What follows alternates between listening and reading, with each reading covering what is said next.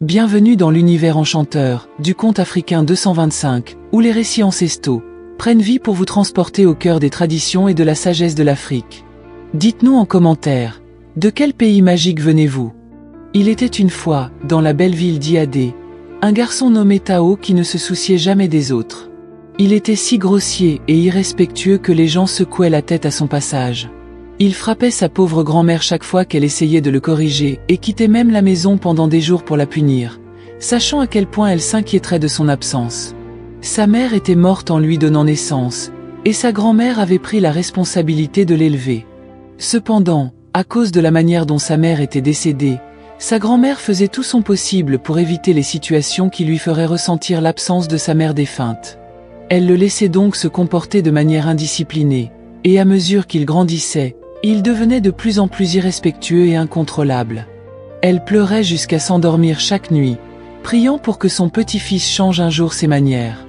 Mais Tao n'était pas prêt à changer.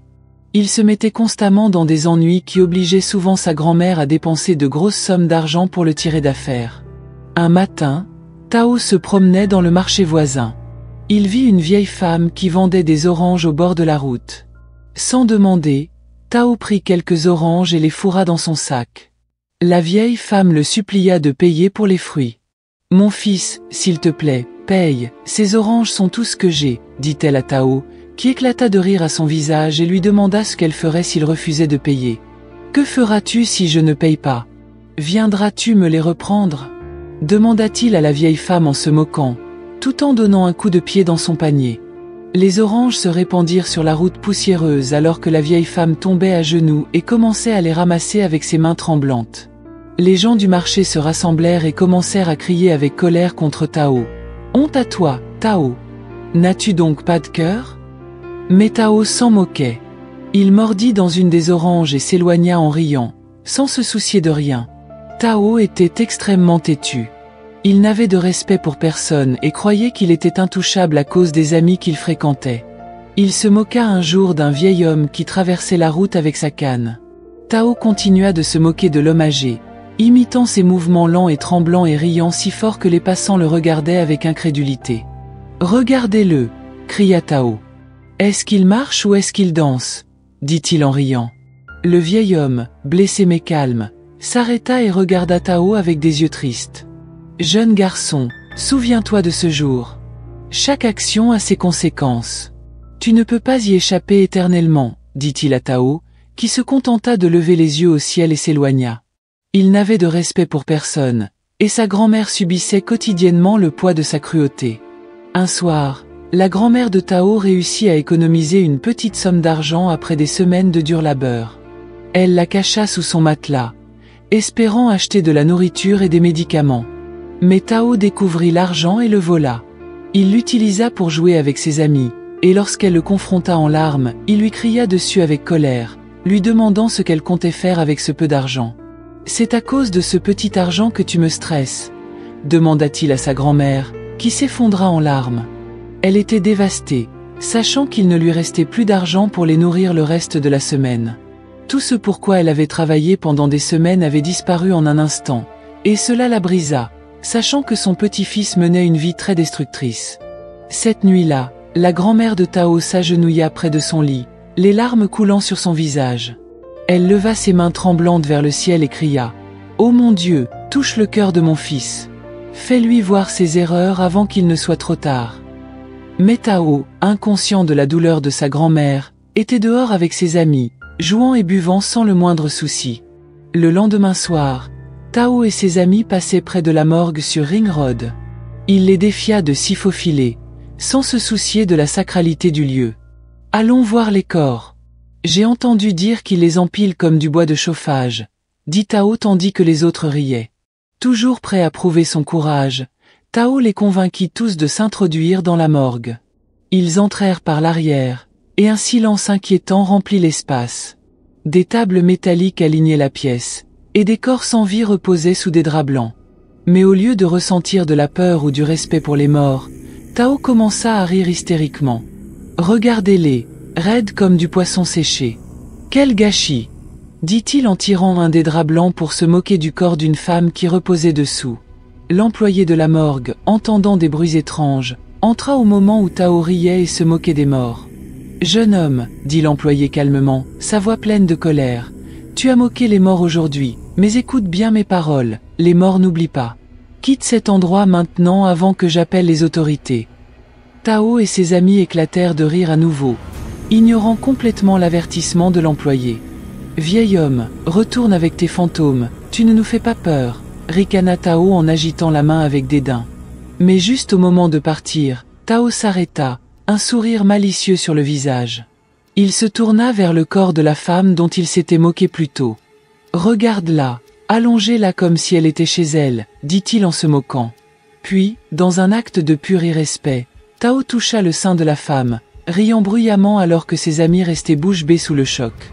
Le visage de l'employé de la morgue devint pâle, et il murmura « Que les morts aient pitié de toi, garçon !» Le groupe s'enfuit de la morgue, riant toujours, mais un étrange silence semblait les suivre dans les rues animées d'Iadé. Cette nuit-là, Tao ne put pas dormir. Sa chambre, habituellement chaude et étouffante, était glaciale. Il se tournait et se retournait sur son mince matelas, ses yeux scrutant nerveusement les coins sombres de la pièce. Soudain, il entendit un léger murmure. « Tao !» Il se redressa, la sueur dégoulinant de son front. « Qui est là ?» dit-il, la voix tremblante. Le murmure se fit entendre à nouveau, plus fort cette fois. « Tu es à moi !» Tao, terrifié, alluma la lumière, mais ne vit personne. « Est-ce que je rêvais ?» se demanda-t-il. Puis, il sentit une gifle brûlante sur son visage. Tao perdit immédiatement sa capacité à parler. Il fit tout son possible pour parler, mais sa bouche semblait engourdie et incapable de prononcer un mot. Il resta assis là, la salive commençant à couler de sa bouche, incapable de comprendre ce qui se passait. Il s'approcha de la chambre de sa grand-mère, ses mains tremblantes agrippant le cadre de la porte, la salive coulant de manière incontrôlable. Sa grand-mère se redressa, alarmée, en le voyant debout, les yeux écarquillés de terreur et les lèvres tremblantes comme s'il essayait de former des mots. « Tao, qu'est-ce qui ne va pas? Parle-moi !» cria-t-elle en se précipitant vers lui. Mais Tao ne pouvait émettre que des sons incohérents, sa bouche refusant de lui obéir. Sa grand-mère saisit son visage, ses yeux scrutant avec inquiétude. « Quelqu'un t'a-t-il fait du mal, Tao? Parle-moi !» Tao secoua violemment la tête, les larmes coulant sur son visage. La panique de sa grand-mère grandit. Elle le guida pour s'asseoir sur le bord de son lit, priant doucement sous son souffle. « Dieu miséricordieux, quoi qu'il arrive à mon fils, aie pitié, s'il te plaît, Seigneur. » Cette nuit-là, Tao resta aux côtés de sa grand-mère, incapable de dormir, de parler ou d'échapper au froid oppressant qui semblait coller à sa peau. Le lendemain matin, la nouvelle se répandit dans le quartier que Tao avait perdu sa capacité à parler. Ses amis de l'incident à la morgue vinrent lui rendre visite, leur visage pâle de peur. L'un d'eux murmura « Ce n'est pas normal. L'employé de la morgue nous avait prévenus. Je savais qu'on n'aurait pas dû y aller. » Mais ce n'était que le début des tourments de Tao. Chaque fois qu'il fermait les yeux, il voyait le visage de la femme morte, sa peau pâle et ses yeux creux le fixant, ses lèvres bougeant silencieusement. Des objets dans leur petite maison commencèrent à bouger tout seuls. Des pots tombaient des étagères, la porte grinçait la nuit, et des ombres dansaient dans des coins où il n'y en avait pas. Sa grand-mère commença à entendre des murmures dans son sommeil, des voix faibles appelant le nom de Tao. Au fil des jours, l'état de Tao s'aggrava. Il perdit beaucoup de poids à cause de son incapacité à manger correctement. Les gens commencèrent à jaser, se demandant ce qui lui était arrivé. Certains pensaient qu'il avait contracté une maladie mortelle, tandis que d'autres croyaient qu'il était maudit. Ils se moquaient de lui, et Tao, se sentant rejeté, commença à vivre une vie d'isolement. Sa grand-mère fit tout pour l'aider, mais rien ne fonctionnait. Tous les médecins qui examinèrent Tao ne trouvaient rien d'anormal. Alors que son état empirait, sa grand-mère devint désespérée. Son corps frêle pouvait à peine bouger, et son comportement autrefois fier et bruyant était réduit à des regards vides et des sanglots incohérents. Un soir, une voisine âgée et bienveillante nommée Mama rendit visite à la grand-mère de Tao. Elle avait entendu les commérages sur la rencontre de Tao avec la femme morte à la morgue et vint offrir des conseils.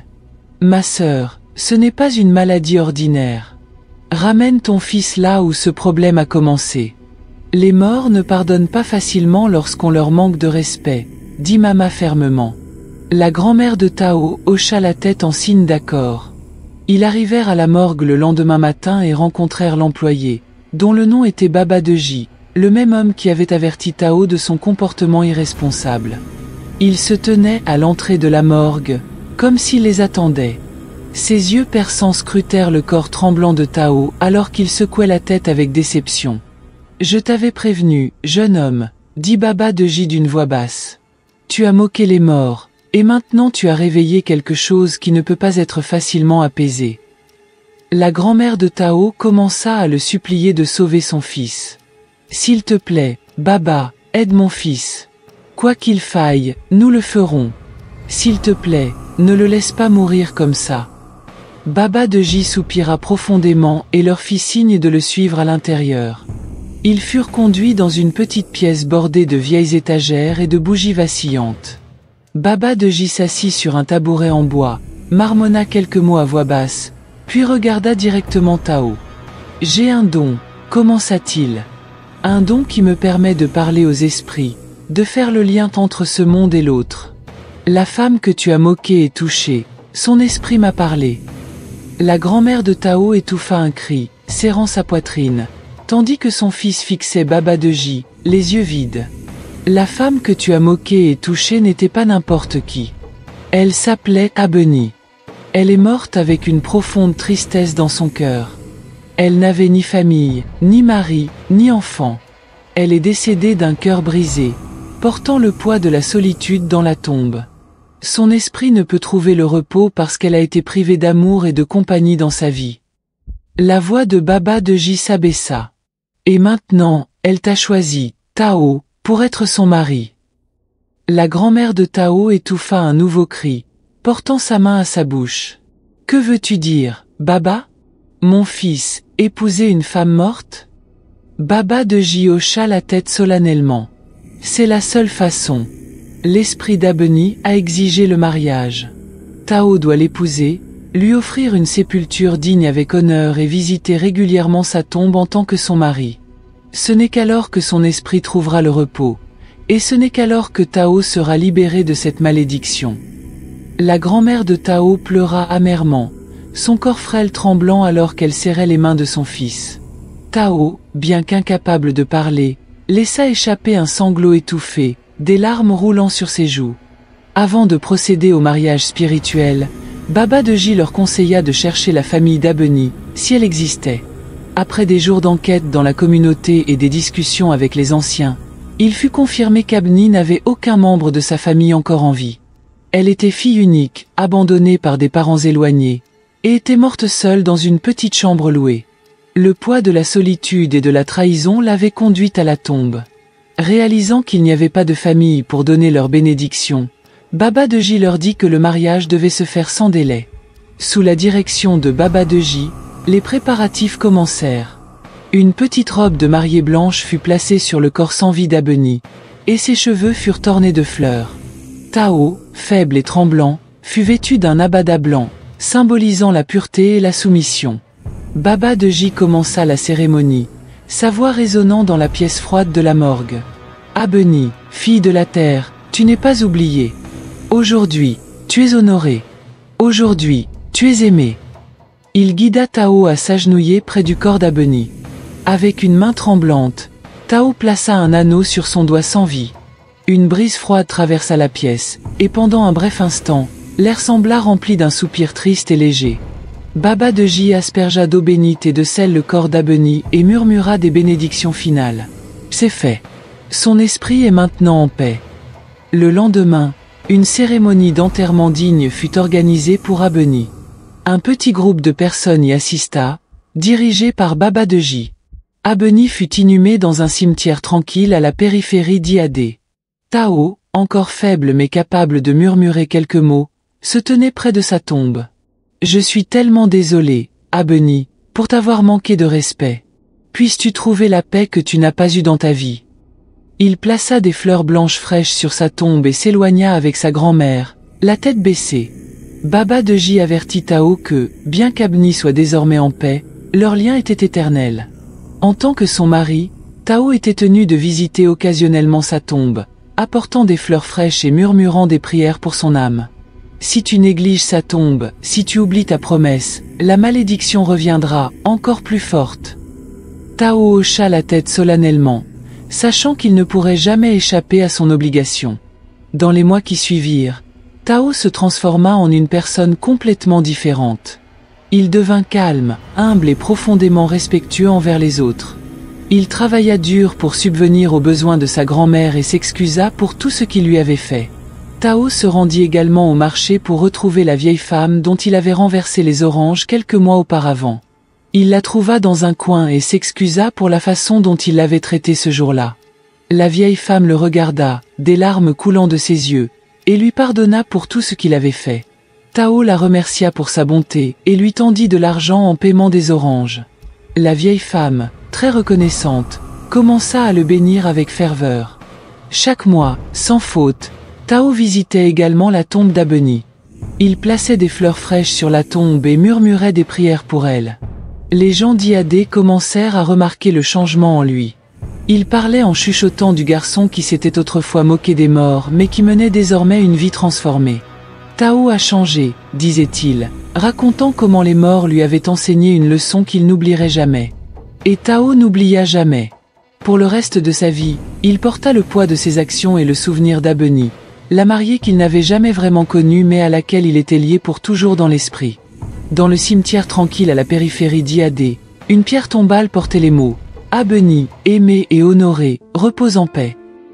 Et chaque mois, un jeune homme nommé Tao s'agenouillait devant, honorant une promesse faite dans la peur mais tenue par amour. La leçon à tirer de cette histoire est que chaque action, aussi petite ou insignifiante qu'elle puisse paraître, entraîne des conséquences. Le comportement irresponsable de Tao lui a valu une malédiction qui lui a coûté sa paix, sa santé et presque sa vie. Cela sert d'avertissement. Les actions commises dans l'arrogance et l'ignorance mènent souvent au regret. Malgré les actions terribles de Tao, il a eu la chance de se racheter et de changer sa vie. Sa transformation en un homme humble et bienveillant prouve que les gens peuvent changer lorsqu'ils reconnaissent véritablement leurs erreurs. J'espère que vous avez apprécié cette histoire. La prochaine fois, je vais prendre le nom des bavards et des absents.